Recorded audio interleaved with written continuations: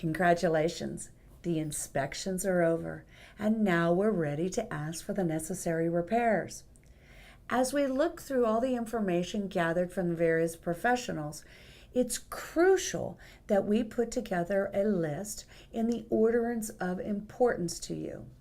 Some sellers may have taken very good care of their homes and have great documentations, and then there are other sellers that have not.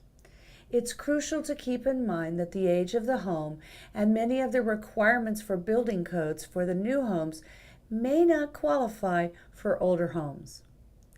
We must provide our request for repairs by midnight of the 17th day of our contingency period. Once the repair has been requested, it is important for you to know the seller has three choices: fix everything, fix nothing, or they can negotiate the sense of some of the repairs. Again, it's important to put the required repairs in the order of importance for you so that we can negotiate the big ticket items. Once the seller has responded, we have two choices.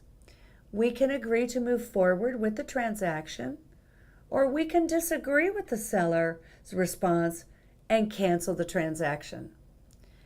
During this time, the appraisal should have come back from the lender.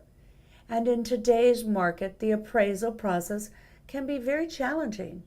As the market fluctuates, it's important to remember that one person's opinion, and for some reason, homes do not appraise for the purchase price, there are two options that we can do. We can negotiate with the seller to come to a meeting of the minds in regards to the purchase price, or you have the option to cancel the contract and receive a refund of your earnest money deposit unless otherwise stated in the contract. I'm ready. Let's get your list together.